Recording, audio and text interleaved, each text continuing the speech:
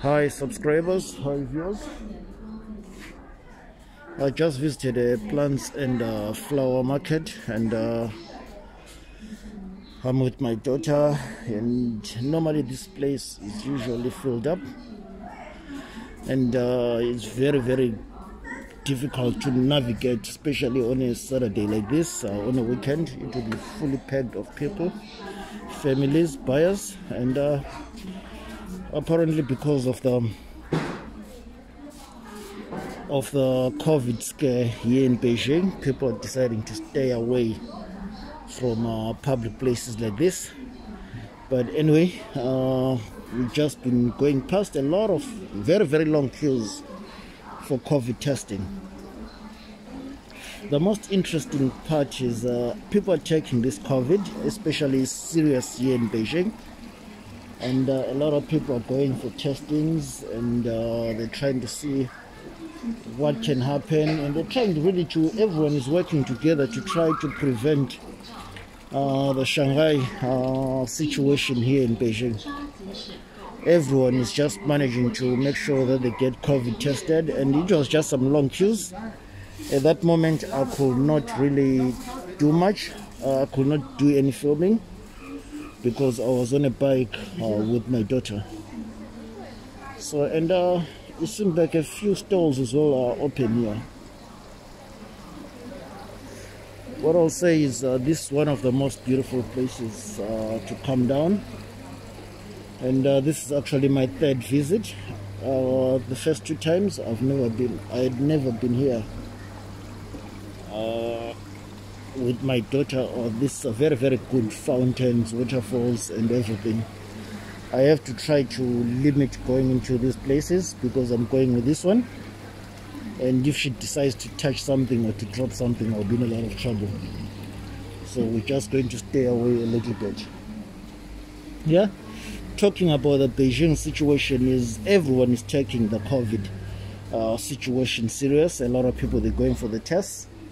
If you'd watched one of my videos, you would have seen that I actually went for testing myself, and if you want to see that the testing experience, what it's like, I will link the video below on the description part, so you can just watch the video, or you watch until the end of this video. There might be some suggested videos or suggested channels, but I think I really chose one of the best days to visit this place because it's usually busy.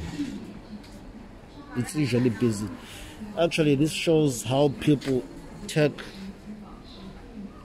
this COVID situation seriously, and everyone is just playing their part. Now, for people who do not understand the lockdowns in China is prevention, just to try to prevent, to limit, to minimize, right, the COVID issues.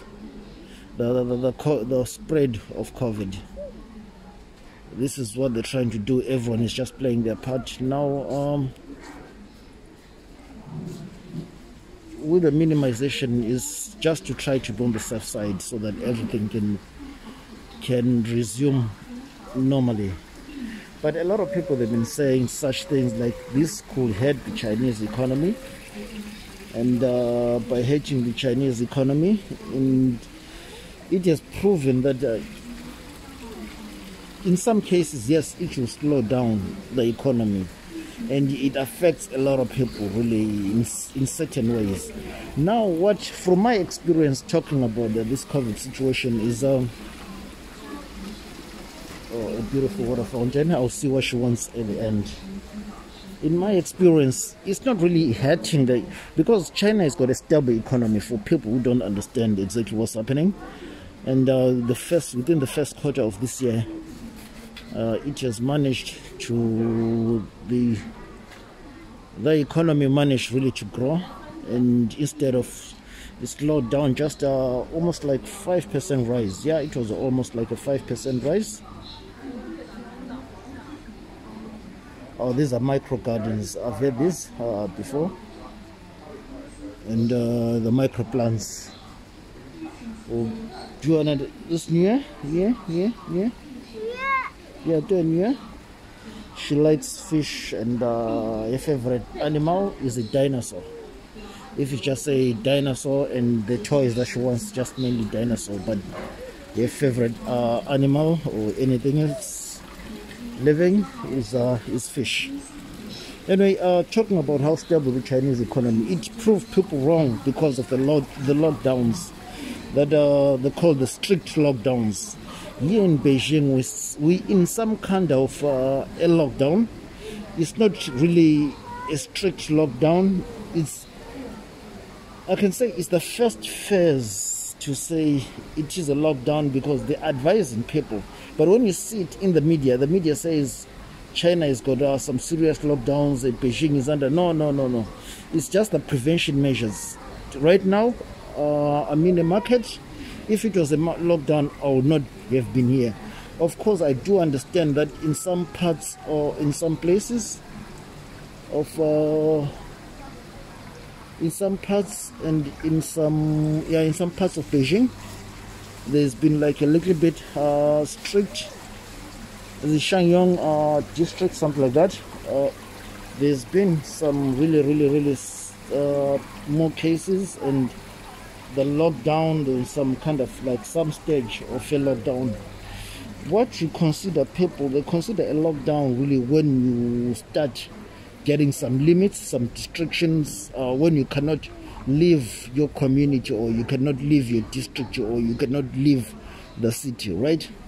That's a lockdown. But right now, at the moment, we consider it's some type of people being cautious. You go for your testing, make sure that you limit yourself from traveling, right? And now back to the economy, the economical part of this, and you'll see people are here. Of course, they're not making as much money as they're supposed to be making. But what you have to understand, the Chinese economy is all based online. Retail, all these, they're just like show places where you can just see, visit. But these people, if you want to buy anything, you just go to the WeChat store. So you just ask for their WeChat account. You can buy anything, and they'll make sure that it gets delivered. That's how China works. That's how China functions. Everything you see is done online mainly. These are just like some showrooms for family outings. You can come here and you can buy anything you want. That's a very good experience, really, if you're just coming outside. But most of the stuff, you will see everyone, most of the suppliers and most of the sellers, they are on their phones. And on their phones, they are marketing, they're doing the sellings. Oi! Let's go this way. They are marketing, they're doing the selling. That's how confident everyone is. Now, the industries which are really hurt a lot is the big fish tanks. I don't need any of this, so I'm just gonna pass on this. I don't need any of this. Yeah. So in so saying is the manufacturing industries really are the ones that I've seen, like they are complaining about. It's hurting their markets, it's hurting the economy, and the exportations and the importing of the goods or the resources, they are failing to do that. Well, I do understand, but let's not forget that it's not an open market as it was before. How? Is because people are limited right now. You do not expect, people are just buying the essentials. There's no need to go on about business. And globally, this way. Oh, she's leading the way now. Let's go this way. I was on about the international market, exports and imports.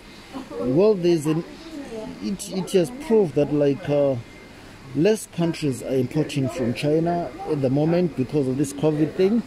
And really, it's not only happening in China, what I am saying here, and it's happening in let's go. It's happening, I can say, in most parts of the world. But what is proved, what we have seen in China is There is no severe issues of oh, let's go this way. There is no severe issues of what I can say are the yes, the rising cost of living is because of the new COVID scares, but really it is stable. You won't experience such problems as what's happening in the West. In the West, meaning Europe and in the US, meaning the North Americas, South Americas. Africa has been spared a little bit, and a little bit of Asia. So we have seen this, and we've seen how this has continued. This has continued to affect China. Thank you for watching. Please subscribe to the channel, like the video, and leave a comment. Don't forget to click on the notification bell. This is just a day out. I thought I might let a few things out just to explain a few things about China that you might not understand.